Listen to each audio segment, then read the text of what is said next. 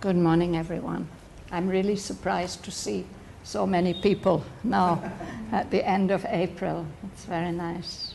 We're reading in Canto 2 of Book 1, The Issue. We read the beautiful description that Aurobindo gives of Savitri's nature, everything in her, all the parts of her nature that point to a nobler kind, a higher species than our ordinary humanity.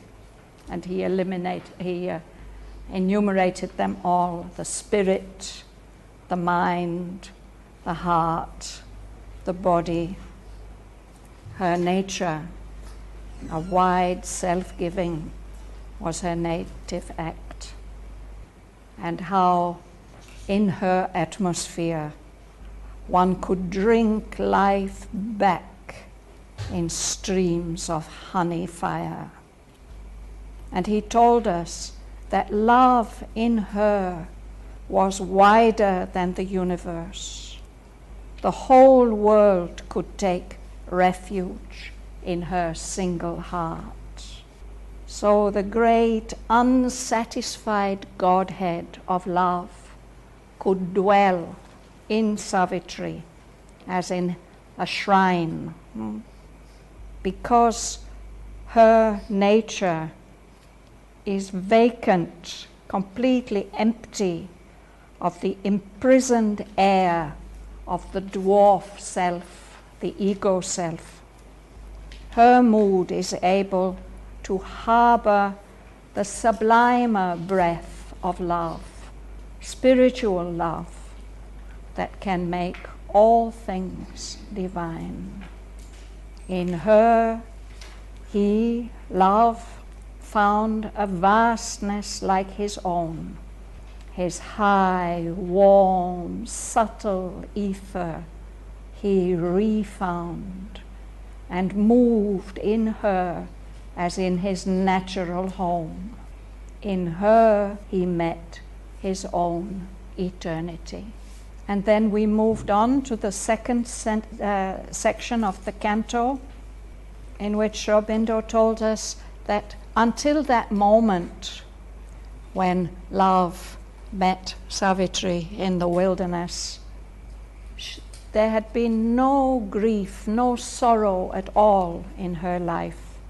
She's protected by her divine companion, the white fire dragon bird of endless bliss is gliding above her head, protecting her. So we read that her youth, years like gold raiment of the gods that pass, her youth sat throned in calm felicity, calm happiness. So we're going to read on from there, from line 210. Leila, would you begin? Starting from but joy cannot endure until the end. There is a darkness in terrestrial things that will not suffer long to gladden out. On her too close the inescapable hand, the arms of Immortal bore the snare of time.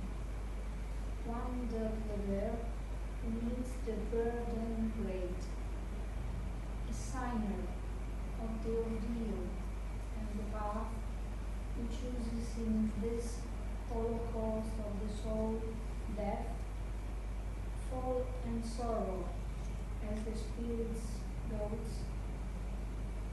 The dubious godhead with his torch of pain lit up the chasm of the unfinished world and called her to fill with her vast self the abyss.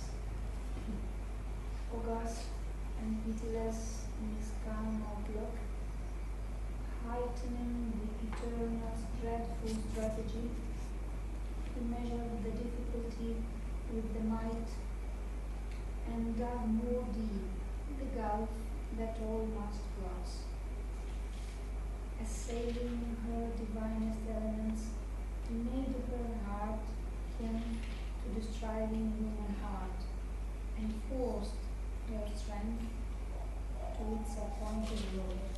Thank you. So although Savitri has brought with her, when she comes and takes a human birth, she's brought with her something of the divine bliss, which is her native right. Thank you, Don. She's brought something with her from those happier realms when she comes down to help to bear the human load. And that has been with her all through her youth. But she's not come here to be happy. She's come here to change the human load, to help to bear it and even to change it.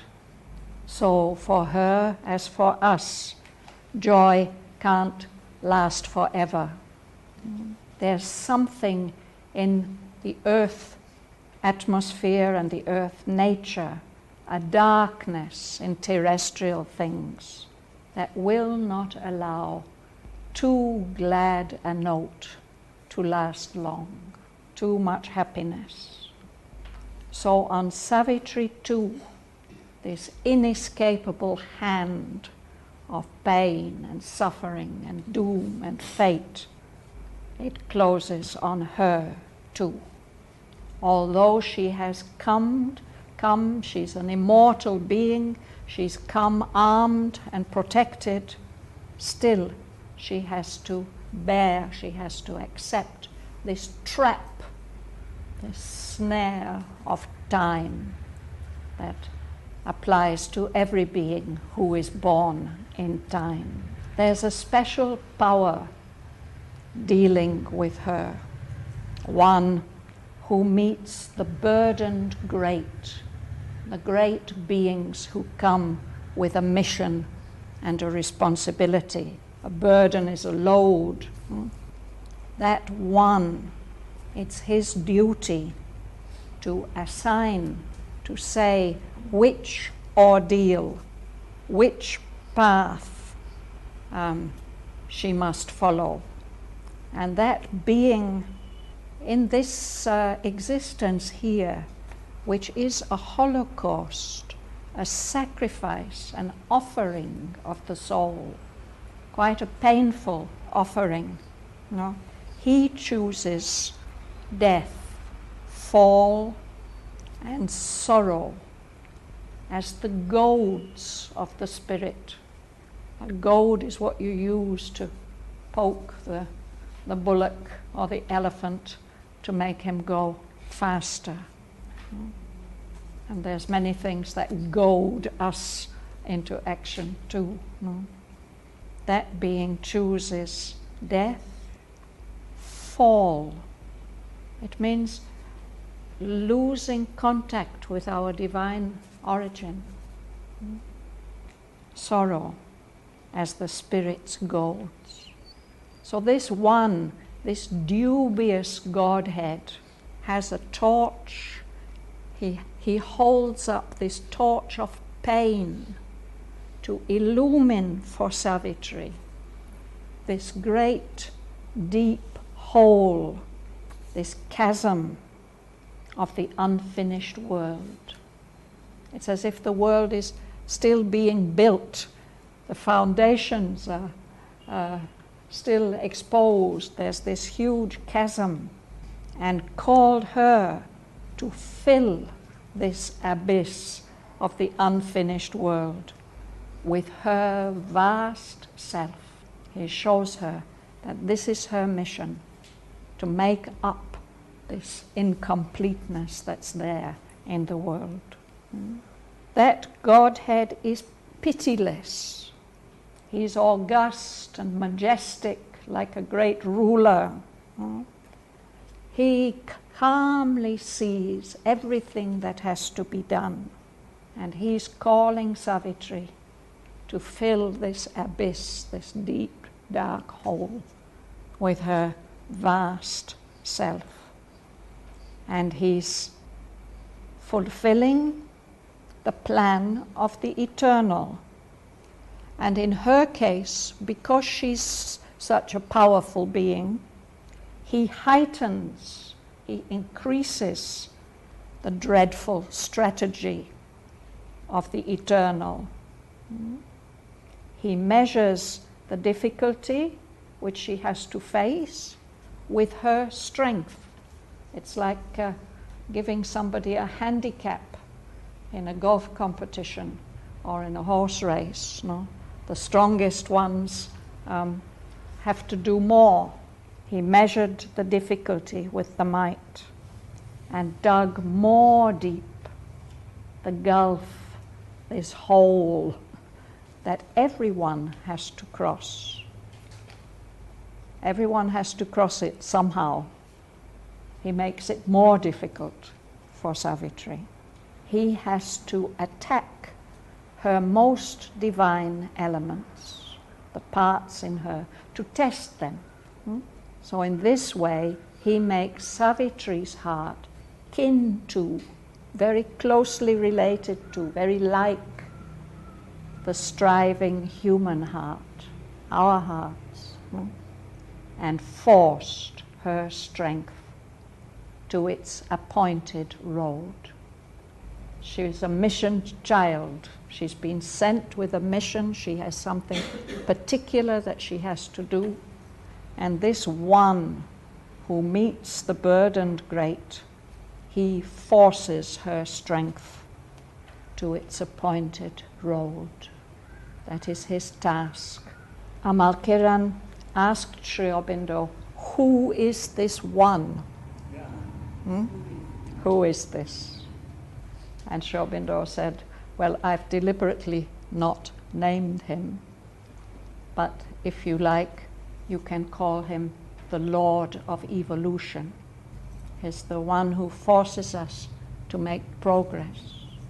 He goads our spirit forward on the way. Andrew? You have a question, Patricia? It's just related to two of the references. Regarding this one, if either this one is different from this teacher, the great teacher of pain, which is talked about in Book 6. Yeah, page 443. The world's dread teacher, the creator. Pain. So pain is one of the forms that this being takes. Yes. He chooses death, fall, sorrow, pain, suffering, all these things which make us realize that our world and our life is incomplete, not yet what it should be. Yes. Yeah? Thanks. And then the other one is the snare. The snare, yeah. We've had these illusions of the bird and the soul, these connections, and we had this reference to the snare. I've heard someone say that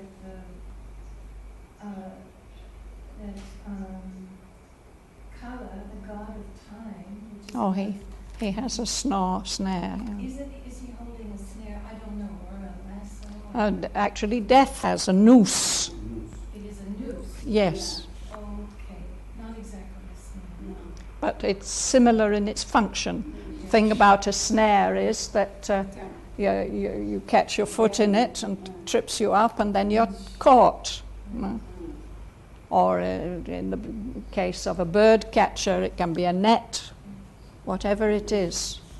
So the armed immortal should be above all these things.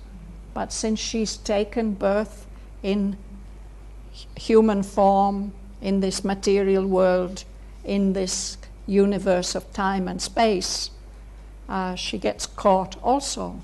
She has to. That's how one of the ways he makes her heart kin to the striving human heart.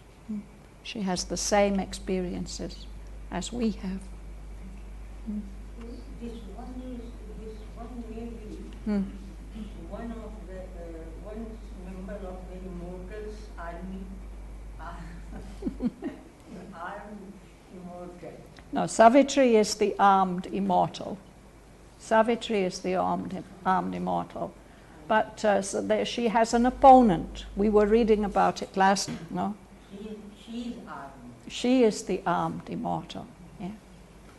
So, but despite the fact that she's armed, she still has to accept this snare of time. Yes. She has been trapped Yes. with time. She could. It's part of being born as a human being. Can't be escaped. She too has to bear it. And although she has this greater power, this one who has to drive her on her appointed road, he's making the difficulty more difficult for her. We all have to face these difficulties in life. We can progress through them. But for her, since she is so much stronger, he's making it more difficult. No concession for her. Not only no concession, he's heightening the difficulty, he's intensifying and increasing it. Yeah. Why? It comes next. Andres.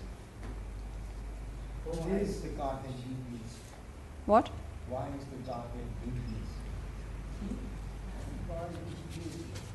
Well, you can say he seems like a hostile being, but actually what he's doing is fulfilling the divine plan.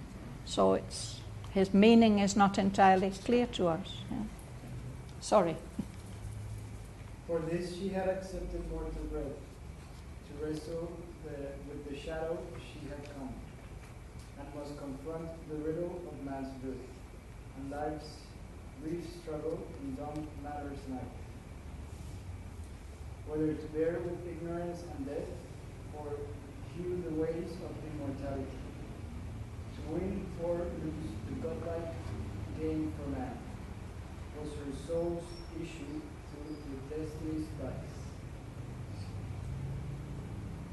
But not to submit and suffer was she born, to lead, to deliver was her glorious part. Thank you. This is why she has accepted to be born as a human being. She's not compelled to be born as a human being. She's accepted it.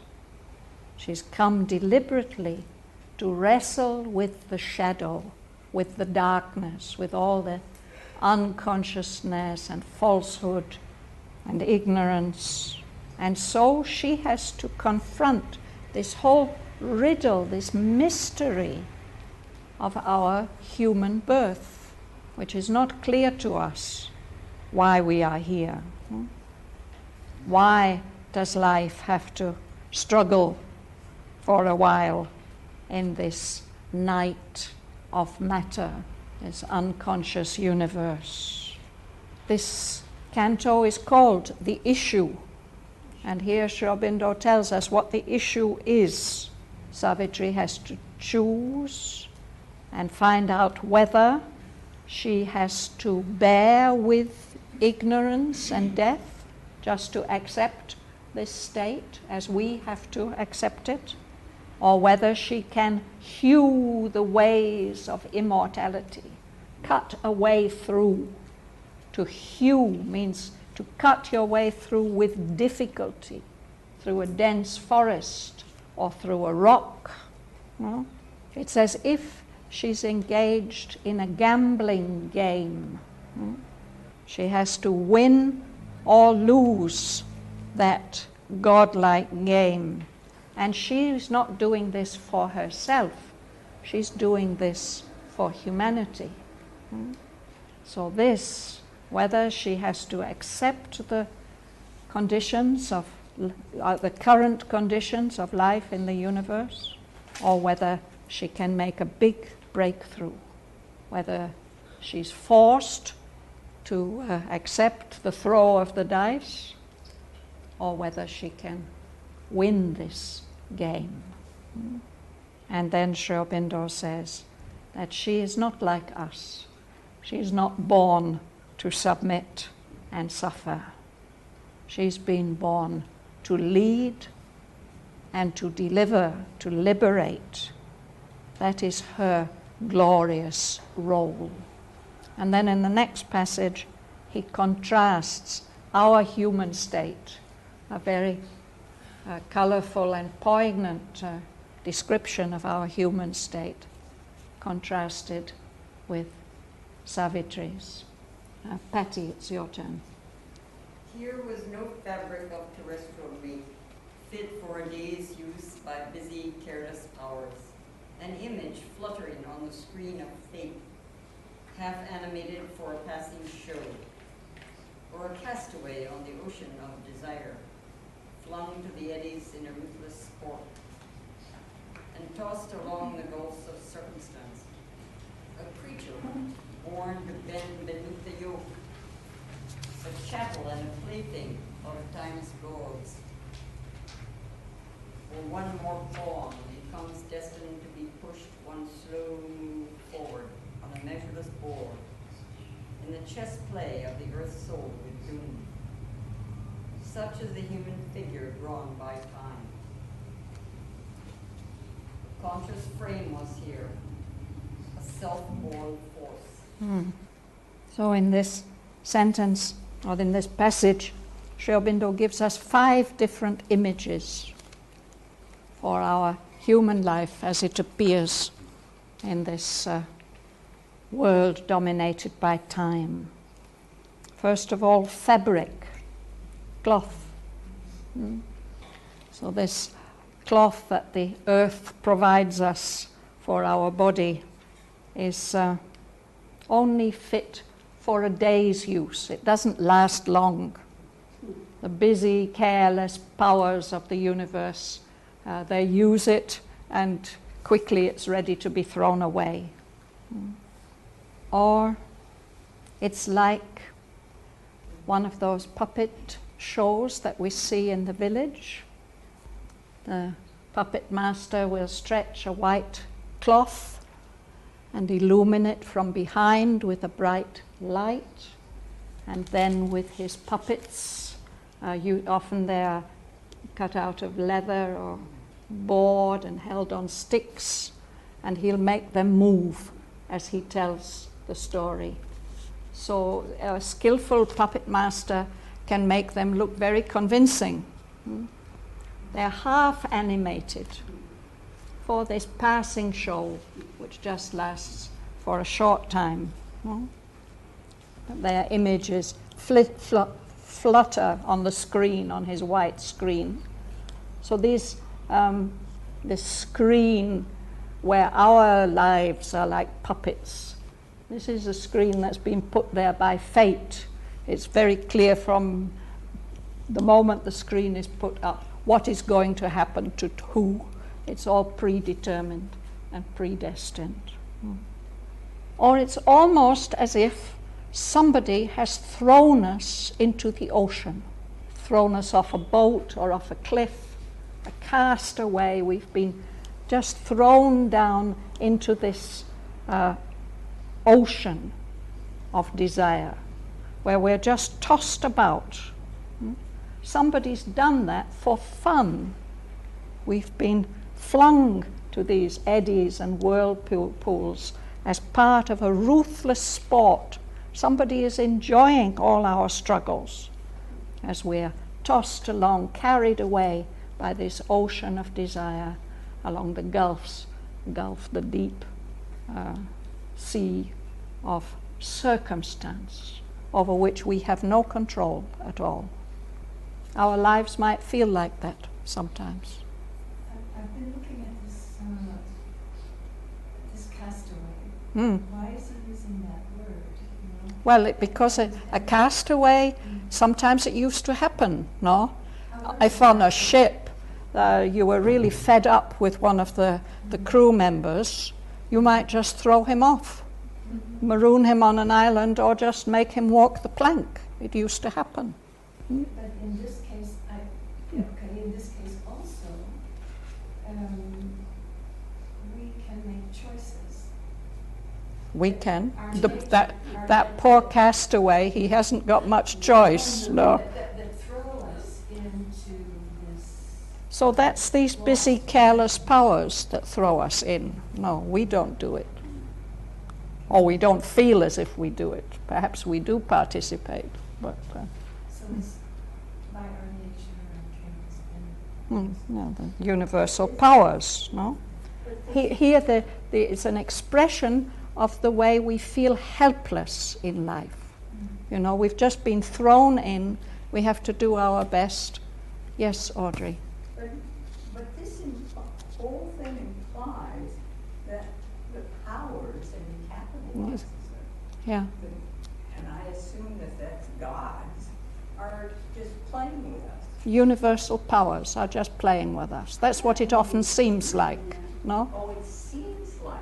but This is it the human figure drawn by time. If we look at ourselves as we appear in time, it can look like any of these things, these 5 things. But what he's really leading up to is saying that this is not true for Savitri. She is not like this. We humans are like this. So we don't have to feel guilty of what's happening. No, I think we do not. People often want to make us guilty. They say it's because of something you've done in some past life. No? And of course, this is the human figure. It's the outer part. We also have a divine part, which is more like Savitri. But until that divine part can come forward and rule our nature, we have these experiences. Shraddhavan, what in Gita says, Vasansi Jinnani Jathadhyaya, does it very same thing that is related to this one, fabric of terrestrial make? Where also your body, you are... We are our bodies, our nature, it's products of material nature, isn't it? The Prakriti, no? Yeah. Like your fabric in there, it is also Yes. studied relating the same. It doesn't last long. You'll have to explain the Gita quotation to me. Vasansi Jinnani Jathadhyaya, that means like clothes, they Yeah. tear up Yes. in time. Yes. You are also like that. Yes. Your soul is the eternal. Our bodies are like that. No? They So just wear out. Yes. He mentions quotes, I think. Yes, he's referring to this idea. Yes. These 2 words here, conscious and self-born, I mean, they are really, when you meditate on that, what that means. Yes. But we haven't got there yet, Patty. Here we are still at a creature who's born to bend beneath the yoke. In a way, we are all slaves. No? We are chattels, that means property, and playthings of time's lords. The lords of time, the cosmic powers, they play with us. We just belong to them. They can do what they like with us. Or the last image is about the chess play, as if there's a long game of chess going on between the earth soul, which wants to progress, and doom, all the things that seem to prevent and obstruct our progress. It's like a chess play. And in a chess game, there are these black and white squares. In the chess game, it's 8 by 8, I think, squares. And your pawns, the smallest, most helpless pieces, they start on the 2nd row. But if they can make it all the way across the board to the last row, then they become a queen, the most powerful piece. Actually, you can choose to become a queen. You can also choose something else. Well, how much choice we have in it, I don't know. It's the earth soul who's pushing us, no? And it's doom which is pushing us back the other way, or taking us out of the game. That's what they do. And it's just one slow move forward in one lifetime, perhaps. No, you just move 1 square forward. You've got so many squares. It's not just 8 squares. It's a measureless board. It's not limited to 8 squares. So before you can really get to the other side, You've got a long way to go. In one life, just one slow move forward. Such is the human figure drawn by time. But Savitri is not like that. She's not been born like that. She's not subject. Nobody's tossed her into the ocean of desire. Consciously, she has chosen. She is a conscious, her frame, her whole nature and being is conscious, and she is carrying in her a self-born force. It is shaped and directed by itself, not by any other power or force. Shaped the circumstances of her birth and everything. She's in control.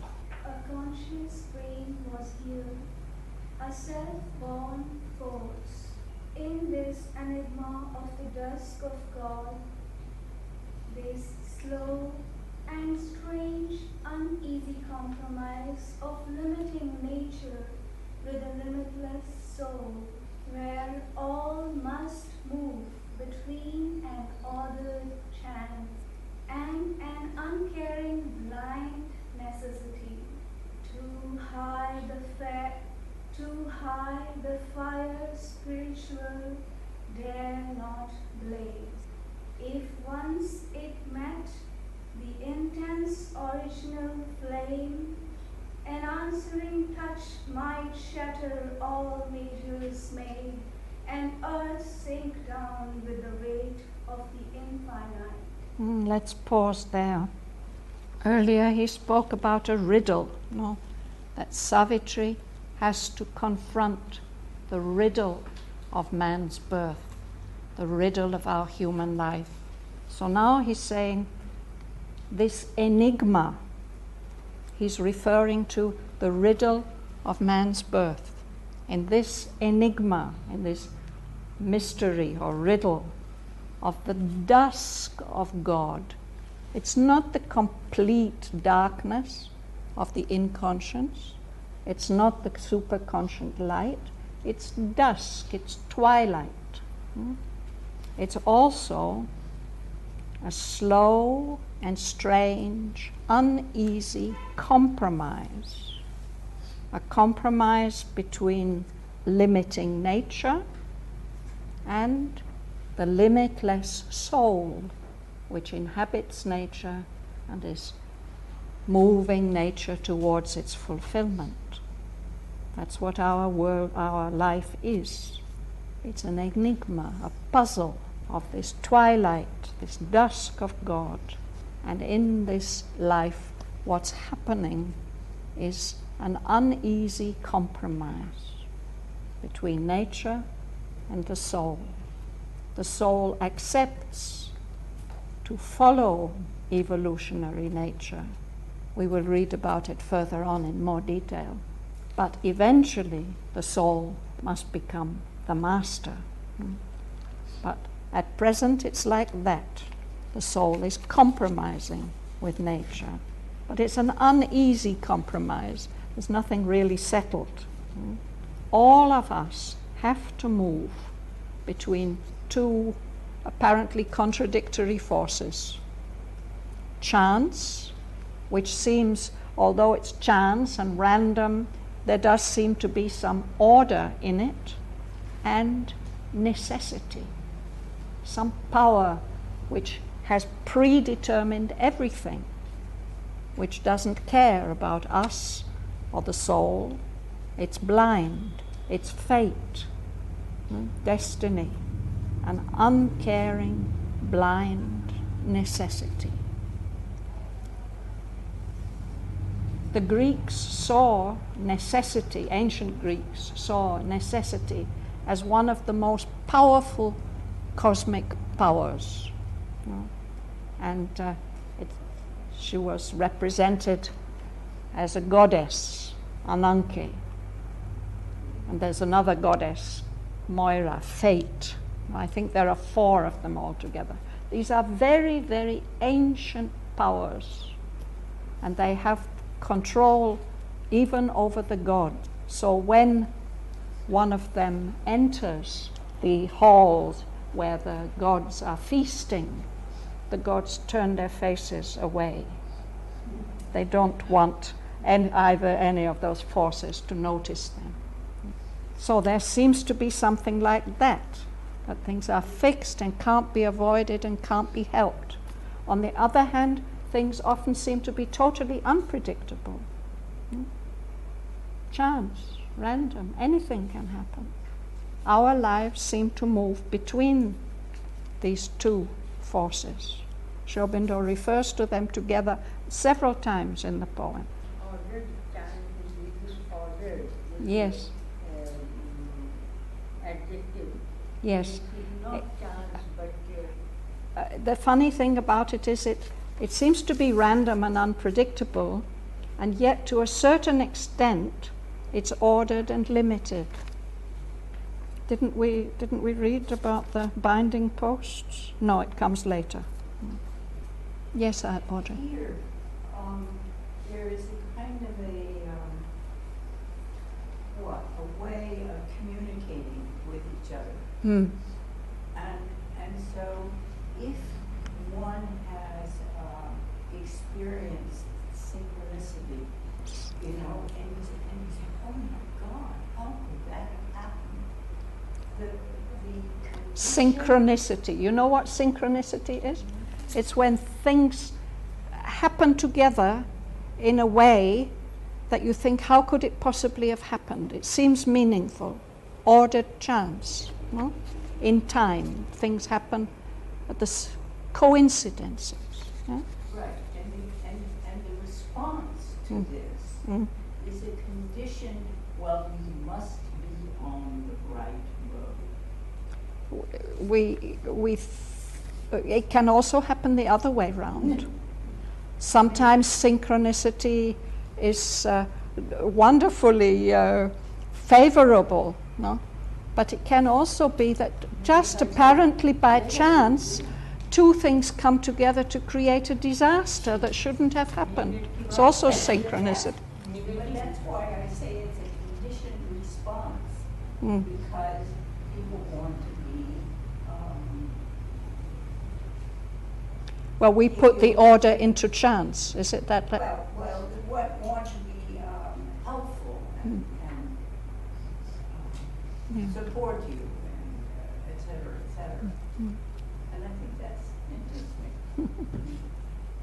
Yes, that's what something that we do, that we see purpose in things which maybe don't have a purpose. Yeah. Yes. Thank you. But anyway, what he's saying is that in this condition, the spiritual fire, the aspiration, the soul's power, dare not blaze too high in this confused, ambiguous world that seems to be governed both by randomness and destiny. That's the. Sorry, Sudha, you wanted to ask something. You wanted to ask. Necessity, blind adjective. Necessity is already blind. It means that it's just the opposite of what Audrey was saying. That the necessity, it just does what it has to do. It's not seeing whether it's favorable or unfavorable. There's no will there. There's no vision there. It just goes on that's inexorable way. There's also this aspect in Greek mythology that necessity is blind so that nobody can flirt with her. Yes. Yes. You can't do anything with her. You can't influence her in any way. Yes. So we read the next lines, didn't we? That the fire spiritual doesn't blaze too high. The bonfire shouldn't become too intense, because if once it met the intense original flame, the flame that has given rise to this whole universe, and there were a response, if there were an answering touch, that might just shatter everything, shatter all the measures made. This universe exists because of limits and limitations and formations. If that intense original flame all came with its full force at the same time, this whole terrestrial creation might be destroyed. And it's interesting that Mother has spoken about this, that those who have the power to call that intense original flame have to be very careful about how they use that power, because it's actually not intended to shatter this creation.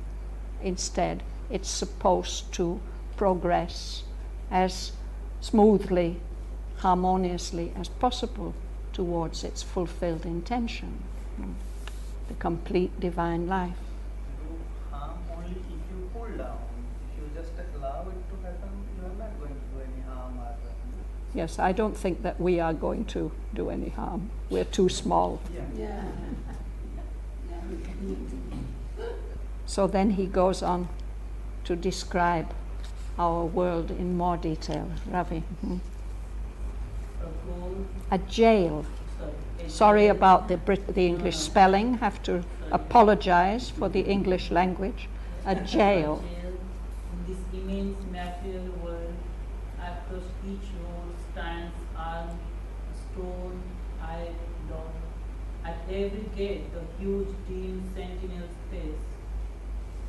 A great tribunal of the ignorance, an inquisition of the priests of night, in judgment seat on the adventurous soul, and the dual tables, and the karmic norm, restrain the titan in all, and the god, pain with its lash, joy with its silver bride, guard the will circling immobility.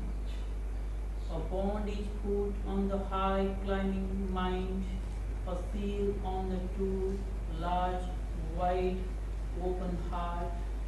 Death strays the journeying discoverer life. Thank you.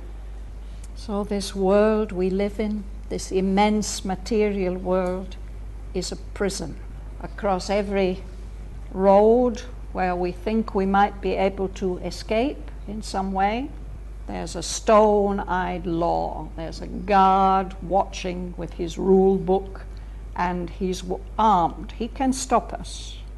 There are guards also at every gate, every way out, huge, dim sentinels.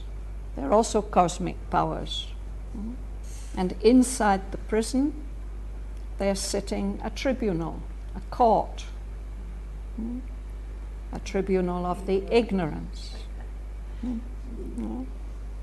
It's even worse than that. It's also an inquisition of the priests of night. The Inquisition was a very terrible system of prosecuting people for their beliefs. So this tribunal, this Inquisition, they are sitting in judgment on the adventurer soul, the soul that would like, which aspires to escape from this prison, these conditions of the material world. And there's a set of rules and regulations, the dual tables and the karmic norm. The tables, it suggests these laws of Moses, engraved on stone, these documents, permanent documents. This is the laws of duality that rule in this world, the rules of opposites and contraries that make it very, very difficult for us, perhaps not entirely impossible to the soul, but very difficult for the mind to say yes to anything without simultaneously saying no to something else. There's oppositions, the dual tables. So these are limitations that keep us imprisoned. And the karmic norm. Karma is the law of cause and effect, consequences, and the determinisms that have been built up in this material universe since its very beginning. We're carrying this load of karmic norms, standards. We're not allowed to exceed or go beyond those standards. They restrain two things. They restrain the Titan in us, that demonic, exaggerated, ego-centered being, but also our divine part. We're confined within these limitations in both ways. And there are these guards, pain with its lash, that keeps us controlled in one way, and the other way we are controlled is by joy, which is like a kind of bribe that keeps us within limits. A silver bribe. It's not golden, it's silver. These things are protecting the wheel of karma, of consequences, of necessity. It's moving around, and sometimes you may be at the top of the wheel enjoying great good fortune, and at other times you may be crushed underneath it as it goes round. But it doesn't move forward. It's just going round and round and round. So these things give limits to our mind. Our mind may try to go very, very high, pure reason, and even beyond, reach the self of mind, but it can only go so far. There's a limit, a bond. And the large, wide open heart, there's a seal. It can only open so wide. It's not allowed to open completely. And there is life, the journeying discoverer, life always looking for new possibilities and experiences. It can only go so far. There's always death to put a stop to its discoveries. This is the prison aspect of this immense material world. I would like, because I often see Auroville express itself in apparently paradoxes. In these last two things, the dog is put on a high climbing mind. That means that on a not high climbing mind, there's nothing put on. Why? Doesn't need to be, because it just stays where it is anyway. You know, but what I try to make clear, what they convention say, don't lose your balance, don't lose your balance. And as a matter of fact, the seal on a too large, wide open heart, I see these things like that. I mean, anything's possible, but keep your balance. And then the road is secure. I see that. You can see it like that, perhaps. You remember Death when he's debating with Savitri. He says, you're too compassionate, you're too loving, no? Stop it. So that's what all these limiting factors do. That's their part of the cosmic role. Fortunately, it's not the only factor. There's also something else at work, which is the soul itself. Let's read on, Larry. Thus is the throne of the inconscient safe, while the tardy coilings of the eons pass, and the animal browses in the sacred fence, and the gold hawk can cross the skies no more. But one stood up and lit a limitless flame, arraigned by the dark power that hates all bliss, in the dire court where life must pay for joy, sentenced by the mechanic justicer to the afflicting penalty of man's hopes Her head she bowed now to the stark decree, bearing her helpless heart to destiny's stroke.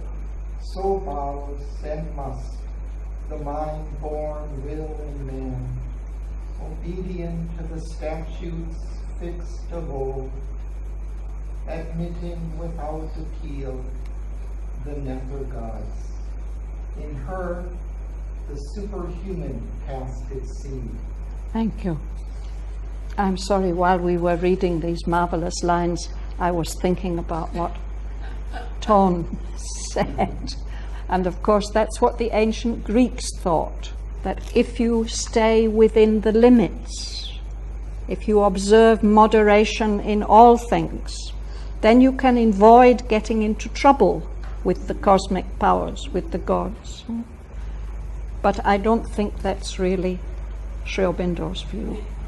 If continuously quiet, if you should not lose balance, especially in the initial state, that doesn't mean that you don't have an untempered fire within you. But that should be administrated according to certain balance rules. That is the point. That is the point. Some people But all the yes, of course, they go off. That's true. Yes. But can we say that this is the human figure drawn in time? This is the again. This is the conditions in which, under which we seem to live in time as human beings. Yes, it seems like. And he tells us that this is the way that the throne of the inconscient remains safe. It's not dissolved. It's not shaken. No. Time passes. A lot of time passes. Eons. They go round and round in great cycles, very, very slowly. And as long as they do that, the animal, the human animal, just goes on contentedly browsing. It's what animals do, eating their grass, no? Surrounded by this sacred fence. This is a Vedic idea that there's this animal is being prepared for a sacrifice, and so it is kept in this special enclosure. No? It's looked after, but it can't go anywhere. No? And the gold hawk, which represents the power of the soul, can cross the skies no more. It's had its wings clipped. It's confined within these limitations. That's how it is. But although the fire spiritual dare not blaze too high, still somebody stood up and lit the limitless flame. That is what Savitri does. So the next lines describe her. She's been arraigned, she's been arrested and prosecuted by the dark power that hates all bliss. She's been brought to this court, which is the court where life, when it's accused, it has to pay for joy. There's a penalty to be paid. So Savitri too has been brought to this court, and there she's been sentenced by the mechanic justicer. This is not a wise judge who sees the truth of the case and decides accordingly. It's just mechanical. You put in the formula and whoops, the sentence comes out the other end. No? So she's been sentenced to the penalty, the punishment, the painful punishment of human hopes. If we hope, if our hopes are fulfilled, we may have to pay for it. No? She's been sentenced to that you are going to have to pay for your hopes and your aspirations. But she does not accept the sentence. her head she bowed not to the stark decree. The mechanic justicer has said, you must pay, but she doesn't accept. She doesn't bare her heart for destiny to give its death blow. No? The mind-born will in us human beings has to accept the afflicting penalty of our hopes. We have to bow, obedient to these statutes, these laws that were fixed long, long ago. And we can't appeal, we have to accept without appeal the decisions of the nether gods, the gods who rule the lower levels of nature. But Savitri is not like that. In her, the superhuman cast its seed. In her is growing something which is beyond humanity, the superhuman. I think that's where we have to stop today. All through the ways of immortality, to win or lose, the godlike game for man was her soul's issue, thrown with destiny's dice, but not to submit and suffer was she born to lead, to deliver was her glorious part.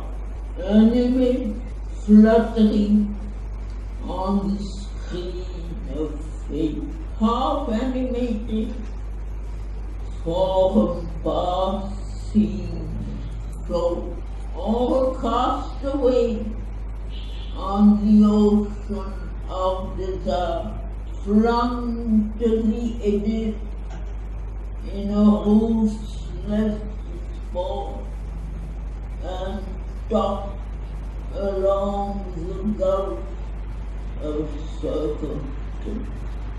A creature born to bend beneath the yoke, a chattel and a plaything of time's lord, or one more pawn who comes destined to be pushed one slow move forward on a measureless ball in the chest play of the earth's soul with doom.